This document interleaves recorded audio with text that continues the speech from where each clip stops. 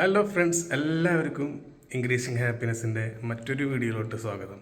പുതിയൊരു വീഡിയോ എന്ന് തന്നെ പറയും. കുറേ നാളുകൾക്ക് ശേഷമാണ് നമ്മളെ ചാനലിൽ ഒരു വീഡിയോ ചെയ്യുന്നത്. ഏകദേശം ഒരു 2-3-4 മാസം ഗ്യാപ്പ് ഇട്ടിട്ടാണ് ഞാനിപ്പോൾ ഇങ്ങനെ ഒരു വീഡിയോ ആയിട്ട് വരുന്നത്.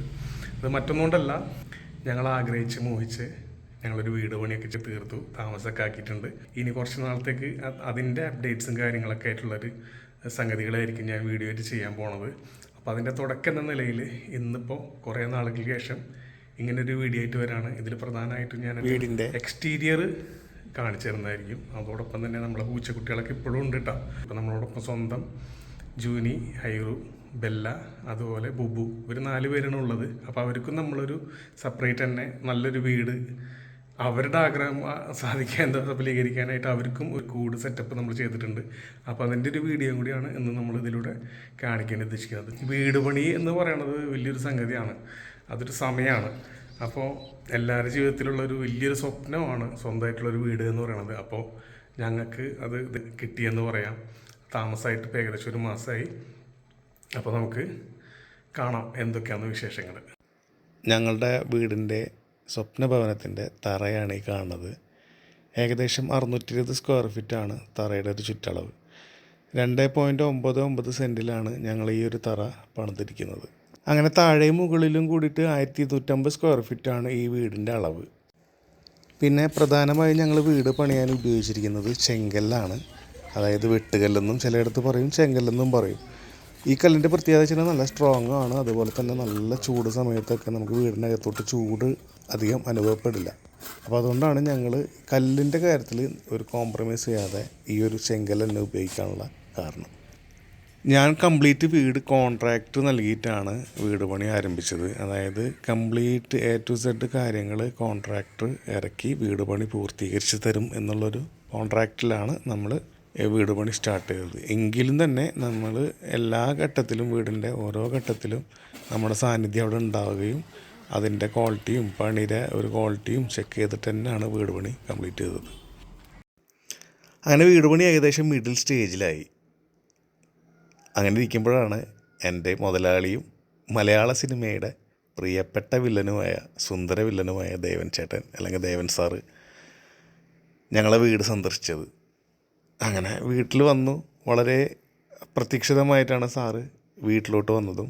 ഞങ്ങളെ വീടിൻ്റെ എല്ലാ മുക്കിലും മൂലിലും കയറി ഇറങ്ങി നടന്ന് അന്വേഷിച്ച്, വിവരങ്ങളൊക്കെ അന്വേഷിച്ച് അദ്ദേഹം തിരിച്ചുപോയി. വളരെ സന്തോഷത്തോടു കൂടിയാണ് അദ്ദേഹം തിരിച്ചു പോയതും. ഒരുപാട് അഭിപ്രായങ്ങളും പറഞ്ഞു, ഒരുപാട് സന്തോഷങ്ങളും ആ നേരത്തെ ഞങ്ങൾ പങ്കിട്ടു. അങ്ങനെ ഫൈനലി ഞങ്ങളുടെ വീട് പണി കംപ്ലീറ്റായി. ഞങ്ങൾ വീട് താമസത്തിനായിട്ട് ഒരുങ്ങി. ഒരുപാട് സന്തോഷമുള്ളൊരു ദിവസമായിരുന്നു ഹൗസ് വാമിങ്ങിൻ്റെ ഒരു ദിവസം. ഞങ്ങൾ ഈ 3 സെൻറ്റിൽ വീട് പണിതിരിക്കുന്നത്. താഴെ ഒരു ബെഡ്റൂം, ഹാള്, കിച്ചൺ, അതുപോലെ മുകളിൽ 2 ബെഡ്റൂമും ഹാളും അങ്ങനെ അടങ്ങിയിരിക്കുന്നതാണ് ഈ വീടിൻ്റെ ഒരു ഇൻറ്റീരിയർ എന്ന് പറയണത്. പിന്നെ നമുക്ക് മുകളിൽ നല്ലൊരു ബാൽക്കണി ഉണ്ട്. ഈ ബാൽക്കണിയിൽ നിന്ന് ഇങ്ങനെ നോക്കിക്കഴിഞ്ഞിട്ടുണ്ടെങ്കിൽ ഞങ്ങളുടെ ഫ്രണ്ടേജ് വരുന്നത് റോഡാണ്. 2 ചെറിയ റോഡുണ്ട്. അതിൻ്റെ നടുവിലൂടെ ഒരു കനാൽ പോകുന്നുണ്ട്. അതിലിടയ്ക്കൊക്കെ ഇങ്ങനെ വെള്ളം നിറഞ്ഞു വരുന്നതൊക്കെ നല്ല രസമാണ് കാണാനായിട്ട്. പിന്നെ ഇതാ കാണുന്നതാണ് കനകമല. ചാലക്കുടിയിൽ കനകമല എന്ന് പറയുന്ന ഒരു 1000 അടിയോളം ഹൈറ്റുള്ള, സമുദ്രനിരപ്പിൽ നിന്ന് 1000 അടിയോളം ഹൈറ്റുള്ളൊരു മലയാണ് കനകമല. വീട് പണി നടക്കുന്ന അന്ന് മുതൽ ഞങ്ങൾ ശേഖരിച്ച് തുടങ്ങിയതാണ്. ഞങ്ങൾ എന്ന് പറഞ്ഞാൽ ശരിയാവില്ല, എൻ്റെ ഭാര്യ. അപ്പോൾ അവളാണ് ഇതെല്ലാം സജ്ജീകരിച്ചത്. അവളുടെ ഏറ്റവും വലിയ ആഗ്രഹം തന്നെയായിരുന്നു വീട് പണി കഴിയുന്നതോടൊപ്പം തന്നെ ചെടികളൊക്കെ വീട്ടിലുള്ള സ്ഥലത്ത് പരമാവധി ചെടികൾ ഉൾപ്പെടുത്തണം എന്നുള്ളൊരു ആഗ്രഹം ഉണ്ടായിരുന്നു. അപ്പോൾ അതുപോലെ തന്നെ അത് നടക്കുകയും ചെയ്തു. നല്ല രൂപത്തിൽ അത് അവൾ കൈകാര്യം ചെയ്ത് വീടിൻ്റെ മുന്നിൽ നല്ല വൃത്തിയായിട്ട് ഇത് അലങ്കരിക്കുകയും ചെയ്തിട്ടുണ്ട്.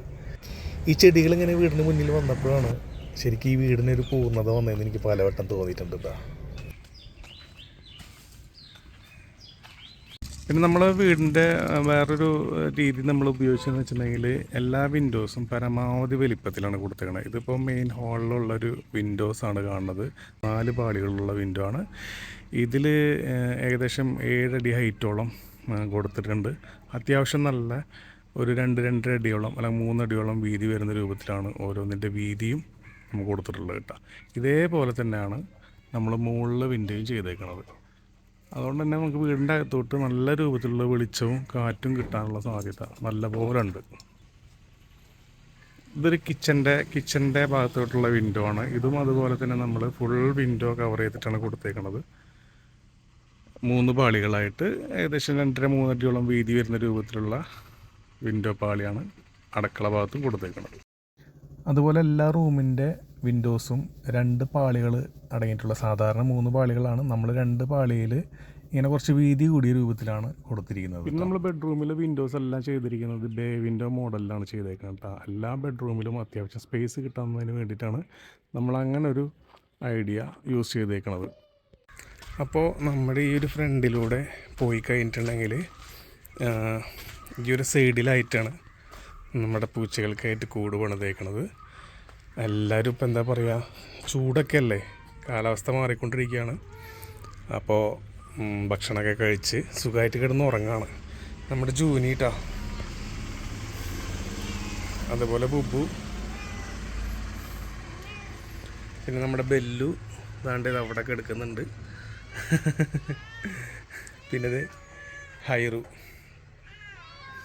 നമ്മളപ്പോൾ കൂട് സജ്ജീകരിച്ചേക്കണം എന്താ വെച്ചിട്ടുണ്ടെങ്കിൽ ഈ ഒരു സെറ്റപ്പിലാണ് ചെയ്തേക്കണത്. കുറച്ച് ഹൈറ്റിൽ ചെയ്ത്, കാരണം നമ്മളിപ്പോൾ മതിലിൻ്റെ പണിയൊന്നും കംപ്ലീറ്റ് ആയിട്ടില്ല. ഈ മതിലൊക്കെ ഹൈറ്റ് കുറവ് കാരണം ഒരു പക്ഷേ മറ്റ് പട്ടികളൊക്കെ ചാടി വരാനും ഇവരെ ആക്രമിക്കാനൊക്കെ ഉള്ളൊരു സാധ്യത ഉണ്ട്. പക്ഷേ ഇന്ന് വരെ അങ്ങനെയൊന്നും ഉണ്ടായിട്ടില്ല. പക്ഷേ എങ്കിലും നമ്മളൊരു സേഫ്റ്റി എന്നുള്ള രൂപത്തിൽ കൂട് അല്പം ഒരു 2-3 അടി മുകളിലോട്ട് ഉയർത്തിയിട്ടാണ് ചെയ്തേക്കണത്. പിന്നെ അവർക്ക് ഈ പറഞ്ഞ പോലെ ലിറ്ററിങ്ങിനൊക്കെ ആയിട്ട് നമ്മൾ സാധാരണ ഉപയോഗിക്കുന്ന സാൻഡ് കാര്യങ്ങളൊക്കെ തന്നെയാണ് വെച്ചേക്കുന്നത്.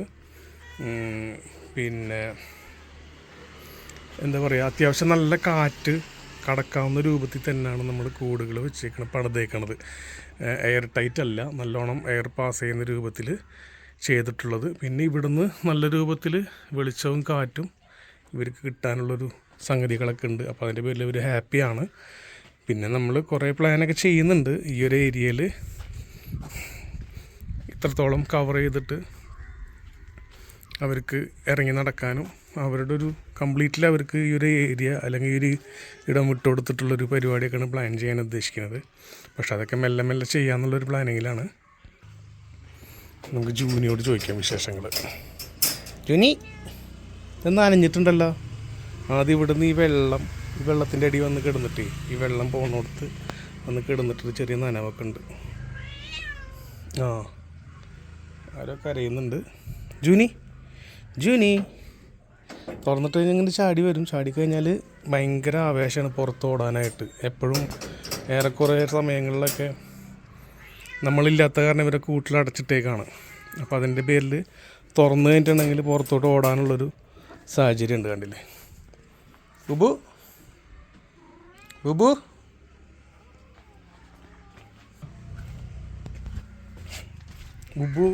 കുറച്ച് അനുസരണമുള്ള കൂട്ടത്തിലാണ്.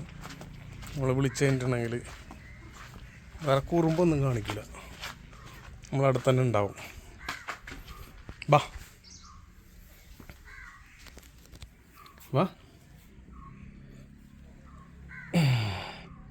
പക്ഷേ ജൂനി അങ്ങനെയല്ല കേട്ടോ. ജൂനീനെ ഇറക്കി കഴിഞ്ഞിട്ടുണ്ടെങ്കിൽ ഒരൊറ്റ ഓട്ടമാണ്. മൊത്തം ഈ പറമ്പിൽ മൊത്തം ഒന്ന് ഓടിക്കറങ്ങിയിട്ടേ പിന്നെ വിളിച്ചു കൊടുത്ത് വരുള്ളൂ.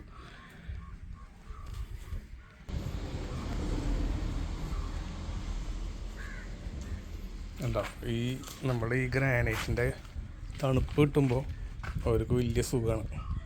അത് കാരണം ഇതിലിങ്ങനെ ഉരുണ്ട് കളിക്കാനൊക്കെ ഭയങ്കര ഇഷ്ടമാണ്. കണ്ടില്ലേ,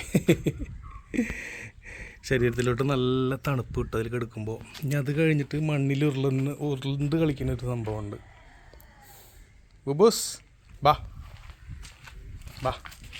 ഇവിടെ വാ. എന്താണ് നമ്മളെ ബുബു, നല്ല അനുസരണമാണ് അവൾക്ക്. നമ്മൾ നടക്കുമ്പോൾ നമ്മളെ കൂടെ അങ്ങനെ ഇതേ കണ്ടോ, മണ്ണിൽ കണ്ട് ഉരുളെന്ന് നോക്കി.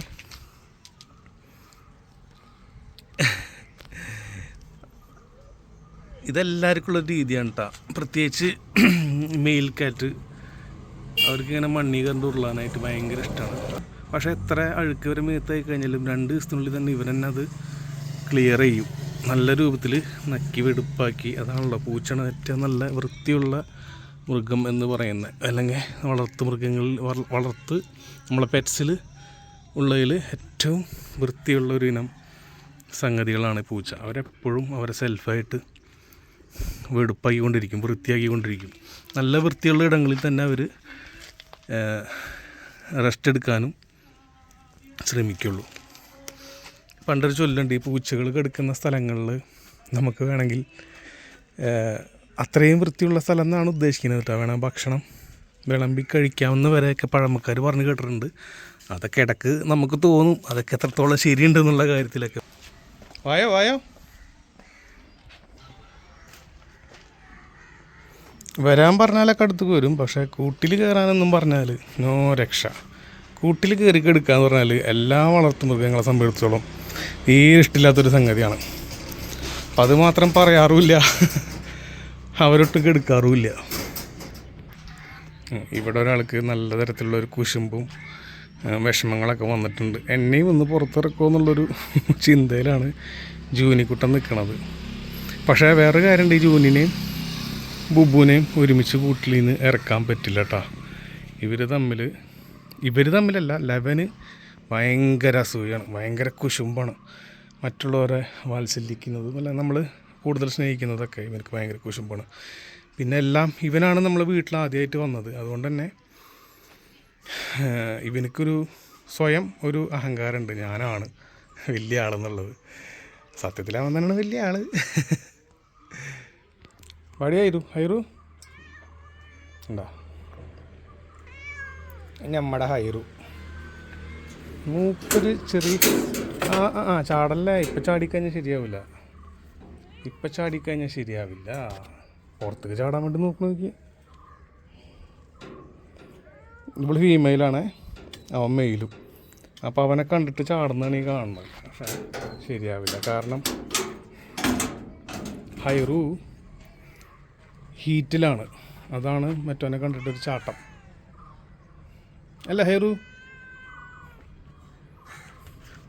പിന്നെ നമ്മുടെ ബെല്ലു, അല്ലോ ഇനി ഇറക്കിക്കഴിഞ്ഞാൽ ഭയങ്കര പ്രശ്നമാണ്, ഒരൊറ്റ വിടലാണ്. എവിടെയും പോവില്ല, എന്നാലും ഭയങ്കര ഓട്ടക്കാരിയാണ്. ഓട്ടക്കാരി എന്ന് പറഞ്ഞാൽ ഇങ്ങനെ ഉണ്ട് ഒരു ഓട്ടം. ബെല്ലോ ബെല്ലൂസ്,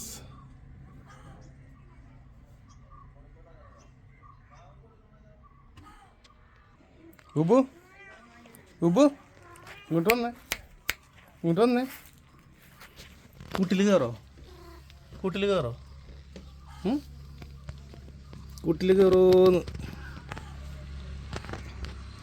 എവിടെ കൂട്ടിൽ കയറൂല, വേണം കൂട്ടിൽ കയറ്റം. അപ്പോൾ ഇന്നത്തേക്ക് ഇത്രയേ ഉള്ളൂ. കുറച്ച് കഴിഞ്ഞിട്ട് നമുക്ക് പുറത്തിറങ്ങുന്നതിനെ കുറിച്ച് ആലോചിക്കാം. കേട്ടോ ബുബു.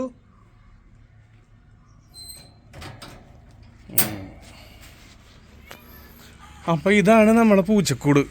നമ്മളെ വീടിനോട് ചേർന്ന് തന്നെ നമ്മൾ നല്ല രൂപത്തിൽ, അത്യാവശ്യം തിരക്കേടില്ലാത്ത രൂപത്തിൽ അവർക്ക് നമ്മൾ കൂട് സെറ്റപ്പ് ആക്കിയിട്ടുണ്ട്. ഇനിയിപ്പോൾ ഈ ഒരു ഏരിയ കുറച്ചും കൂടി എന്തെങ്കിലുമൊക്കെ ചെയ്ത് അവർക്ക് ഇറങ്ങി കളിക്കാനുള്ളൊരു രൂപത്തിലേക്ക് ആക്കി തീർക്കണം എന്നാണ് പ്ലാൻ. അപ്പോൾ ഫ്രണ്ട്സ്, എല്ലാവർക്കും ഞങ്ങളുടെ ഈ ഒരു കൊച്ചു വീട് ഇഷ്ടപ്പെട്ടു എന്ന് വിചാരിക്കുന്നു. 3 സെൻറ്റിന് താഴെ നമുക്ക് ഇങ്ങനെ ഒരു വീട് പണിയാൻ പറ്റുമെന്ന് ഞങ്ങൾ പോലും പ്രതീക്ഷിച്ചിരുന്നില്ല. അപ്പോൾ അത് കഴിയും എന്നുള്ളതാണ് തെളിഞ്ഞു വന്നേക്കുന്നത്. അപ്പോൾ അതുപോലെ തന്നെ നമ്മുടെ പൂച്ചകളുമായിട്ടുള്ള നല്ല വീഡിയോസും നമുക്കിനി പ്രതീക്ഷിക്കാം. ഒരുപാട് പേര് മെസ്സേജായിട്ട് പല കാര്യങ്ങൾ ചോദിക്കുന്നുണ്ട്, പൂച്ചകളെ കുറിച്ചുള്ള അപ്ഡേറ്റ്സ്, അല്ലാന്നുണ്ടെങ്കിൽ അവരുടെ ട്രീറ്റ്മെൻറ്റിൻ്റെ ഭാഗമായിട്ടുള്ള ഭക്ഷണത്തിനെ കുറിച്ചുള്ളത്, പല സംശയങ്ങളായിട്ട് ഒരുപാട് ചോദ്യങ്ങൾ വരുന്നുണ്ട്. തീർച്ചയായിട്ടും എല്ലാറ്റിനും മറുപടിയായിട്ട് ഞങ്ങൾ വീഡിയോ ആയിട്ട് വരുന്നതായിരിക്കും. അപ്പോൾ കാത്തിരിക്കുക.